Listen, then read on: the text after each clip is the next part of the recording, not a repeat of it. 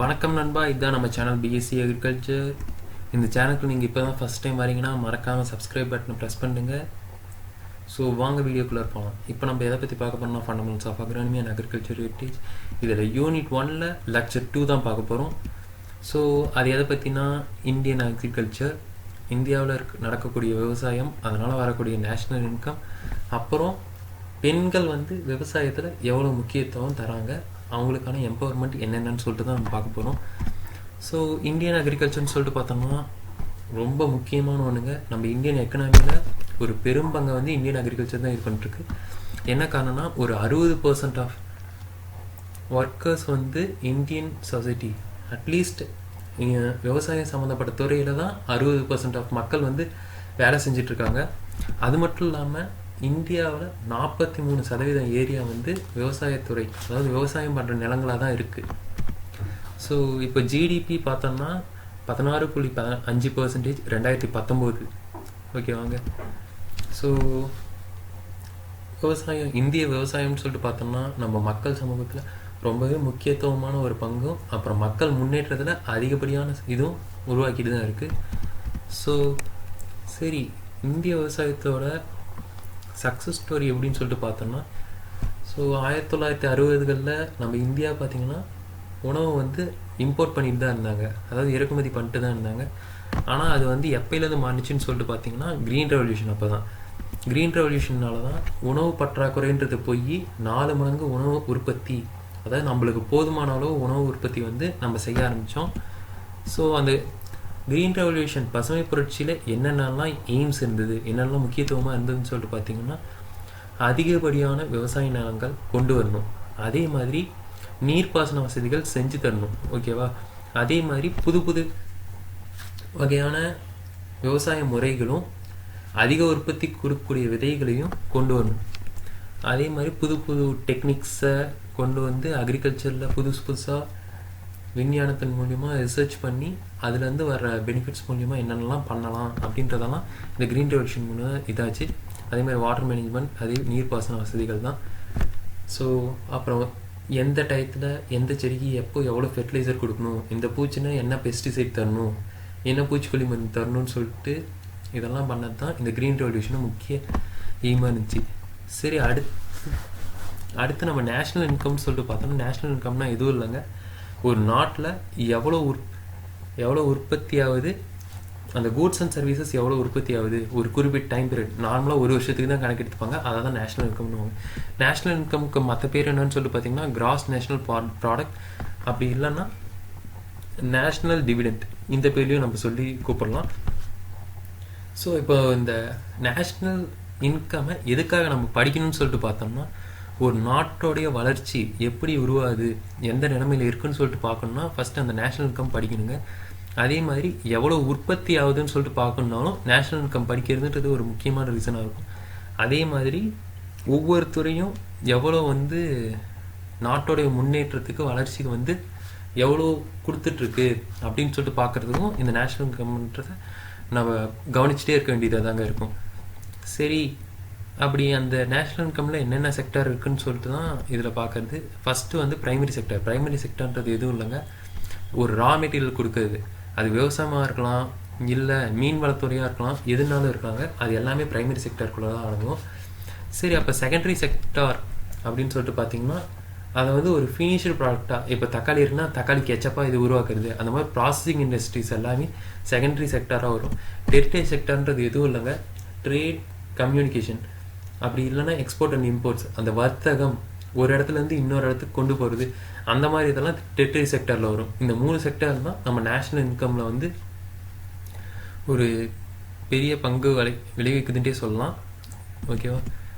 அடுத்து இந்த பேசிக் கான்செப்ட்ஸாக இந்த நேஷ்னல் இன்கமில் என்னென்ன இருக்குதுன்னு சொல்லிட்டு பார்த்தீங்கன்னா மொத்தம் 4 இருக்குது. அதில் ஃபஸ்ட்டு ஒன்று பார்த்தீங்கன்னா ஜிஎன்பி, கிராஸ் நேஷ்னல் ப்ராடக்ட். அடுத்து என்என்பி, நெட் நேஷ்னல் ப்ராடக்ட். அடுத்து 3வது பார்த்தீங்கன்னா ஜிடிபி, கிராஸ் டொமஸ்டிக் ப்ராடக்ட். அப்புறம் என்என்ஐ, நெட் நேஷ்னல் இன்கம். ஸோ இது 4 தான் நேஷ்னல் இன்கமோட பேசிக் கான்செப்ட்ன்ட்டே சொல்லலாம். ஸோ ஜிஎன்பின்னு சொல்லிட்டு பார்த்தீங்கன்னா எதுவுமே இல்லைங்க, ஜிடிபி, கிராஸ் டொமஸ்டிக் ப்ராடக்ட்டையும் நம்ம உற்பத்தி பண்ண பொருட்களை வெளிநாட்டில் எவ்வளோ விற்றுருக்கோன்னு சொல்லி பார்க்கணும்ல. ஸோ த நெட் ப்ராப்பர்ட்டி அந்த இன்கம் அதனால எவ்வளோ வந்து வருமானம் வந்திருக்குன்னு சொல்லிட்டு பார்க்குறது. இது ரெண்டுத்தையும் கூட்டினா ஜிஎன்பி கிடச்சிரும். அதே மாதிரி என்என்பி நெட் நேஷனல் ப்ராடக்ட்ன்றது எப்படி வரும்னா gross national product minus value of depreciation. So டிப்ரிசியேஷன்னா எதுவும் இல்லைங்க, value of wear and tear. அதுதான் நெட் நேஷனல் ப்ராடக்ட்னு சொல்லுவாங்க. அப்புறம் ஜிடிபி கிராஸ் டொமஸ்டிக் ப்ராடக்ட்னா எதுவும் இல்லைங்க, total value of goods and services. ஒரு நாட்டில் எவ்வளோ சரக்கு வந்து உற்பத்தி ஆகிருக்கு அப்படின்னு சொல்லிட்டு பார்க்கறது தான் ஜிடிபி. அதே மாதிரி என்என்ஐனா net national income. Net national இன்கம்னா எதுவும் இல்லைங்க, net national profit minus indirect taxes. அந்த டாக்ஸஸ் போக மீதி இருக்கிறது எல்லாமே என்என்ஐயில் வந்துடும். ஸோ பர் கேபிட்டா இன்கம்னா எதுவும் இல்லைங்க, நம்ம நாட்டுடைய வருமானத்தை டிவைடட் பை உலகம் அந்த நாட்டுடைய மக்கள் தொகை, அதுதான் பர் கேபிட்டா இன்கம். அதாவது national income divided by population of the country. So அந்த நேஷ்னல் இன்கம்மை எப்படி நம்ம கால்குலேட் பண்ணுறதுன்னு சொல்லிட்டு பார்த்தோம்னா மொத்தம் 3 மெத்தட் இருக்குது. Product method, income method, expenditure method. Product மெத்தட்ன்றது என்னதுன்னா எவ்வளோ சரக்குகள், அதாவது கூட்ஸ் அண்ட் சர்வீஸ் வந்து எவ்வளோ ப்ரொடியூஸ் ஆகிருக்கு இந்த நாட்டில்னு சொல்லிட்டு பார்க்குறது தான் ப்ராடக்ட் மெத்தட். இன்கம் மெத்தட்ன்றது வந்து எவ்வளோ பேமெண்ட்ஸ், எவ்வளோ வருமானம் வருது, எவ்வளோ வந்து செலவாயிருக்குன்னு சொல்லிட்டு பார்க்குறது தான் இன்கம் மெத்தட். அதே மாதிரி எக்ஸ்பெண்டிச்சர் மெத்தட்னா நம்ம மக்கள் வாங்கக்கூடிய பொருட்கள், கன்சியூமர் குட்ஸ், அப்புறம் எதெல்லாம் இன்வெஸ்ட் பண்ணிட்டு எதை சேவ் பண்ணுறாங்க அதெல்லாம் பார்த்தீங்கன்னா எக்ஸ்பெண்டிச்சர் மெத்தட் வரும். இது 3 தாங்க நம்ம நேஷ்னல் இன்கம் கால்குலேட் பண்ணக்கூடிய மெத்தட்ஸாக இருக்குது. ஸோ அக்ரிகல்ச்சர் இன்கம் இன் ஜிடிபின்னு சொல்லிட்டு பார்த்தீங்கன்னா ஃபஸ்ட்லேருந்தே நம்ம பார்க்குற மாதிரி இருக்கும். 1990களில் 32% இருந்தது. அடுத்து 2005 to 2006 அப்போலாம் பார்த்தீங்கன்னா 20% இருந்ததுங்க. இப்போ கரண்ட் ஸ்டேட்டஸ் 2019 16.5% இருக்குது. நீங்கள் எக்ஸாமுக்கு போகிறதுக்கு முன்னாடி நீங்கள் எந்த வருஷம் எக்ஸாம் எழுத போகிறீங்களோ அந்த வருஷத்துக்கான ஜிடிபியை பார்த்துட்டு போங்க. ஏன்னா நிறையா பேர் மாற்றி தப்பாக எழுதிட்டு வருது அந்த ஒரு பாயிண்டில் தான். ஸோ இந்தியன் கவர்மெண்ட் வந்து இன்னும் விவசாயத்தில் வந்து நிறைய இம்ப்ரூவ்மெண்ட் பண்ணணும். ஏன்னா ஜிடிபி ஏற்றணும்னா இப்போதைக்கு விவசாயத்துறைன்ற ஏற்றுன்றதுனால நம்ம நாட்டுடைய வருமானம் அதே மாதிரி நாட்டுடைய முன்னேற்றம்ன்றது வந்து அதிகமாக இருக்குன்னு சொல்லிட்டு நிறையா முயற்சிகள் எடுத்துகிட்டு தான் இருக்குது. ஸோ இதெல்லாம் பார்த்திங்கன்னா ஜிடிபி என்ன தான் பர்சன்டேஜ் வந்து நம்மளுக்கு கம்மியாக இருந்தாலும் டோட்டல் அமௌண்ட்டுன்னு பார்க்கும்போது அங்கே 1980களில் 4745 தான் இருந்தது. ஆனால் இப்போ வந்து பார்த்திங்கன்னா 10,865 இந்த அளவுக்கு உயர்ந்துட்டு தான் இருக்குது. ஸோ இது நம்ம முன்னேற்றம் இல்லைன்னு சொல்ல முடியாது, பர்சன்டேஜில் கம்மியாக இருந்தது. ஏன்னா சர்வீஸ் கம்யூனிகேஷன் அந்த மாதிரி இதெல்லாம் நம்ம நாட்டில் ஜிடிபியோட 40% மேலே அதிகமாக கொடுக்கறதுனால இது கம்மியாக இருந்தாலும் இன்னும் முன்னேற்றங்கிறது மறைமுகமாக இருந்துட்டு தான் இருக்குது விவசாயத்துறையில். ஸோ அடுத்து பெண்கள் முன்னேற்றம், அதுவும் விவசாயத்துறையில் என்னென்ன நடக்கலாம், என்னென்ன நடக்கும்ன்றது தான் இது நம்ம லெக்சரோட கடைசி டாபிக். பெண்கள் வந்து விவசாயத்துறைன்னு பார்க்கும்போது எல்லா இடத்துலையுமே தேவைப்படுறாங்க. நம்ம நெல் விதைக்கிறதுலேருந்து கடைசியாக அறுவடை பண்ணுற வரைக்கும் ஒவ்வொரு இடத்துலையுமே பெண்கள் வந்து வேலை செஞ்சுட்டு தான் இருக்காங்க. அதே மாதிரி ஒரு விவசாயத்தில் ஒரு புது டெவலப்மெண்ட் கொண்டு வரணும் அப்படின்னும்போது அது பெண்கள் இல்லாமல் பண்ணுறதுன்றது வந்து ரொம்ப கஷ்டமான ஒன்று தான். அதனால தான் இப்போது என்ன செய்கிறாங்கன்னா directory of research on women in agriculture அப்படின்றவங்க நிறையா ரிசர்ச், அதே மாதிரி பில்டிங் ப்ரோக்ராம்ஸ், நிறையா ப்ரோக்ராம்ஸ் கண்டக்ட் பண்ணி பெண்களுக்கு வந்து புது புது டெக்னாலஜியை வந்து கற்றுக் கொடுத்து விவசாயத்தில் இது பண்ணுறாங்க.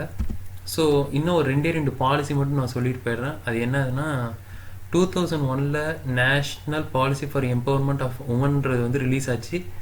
ஸோ அதே மாதிரி 2010 மார்ச் 9 வந்து ராஜ்யசபாவில் உமன்ஸ் ரிசர்வேஷன் பில் வந்து பாஸ் ஆச்சு. இது எதை பற்றினா 33% பெண்களுக்கான இடஒதுக்கீடு.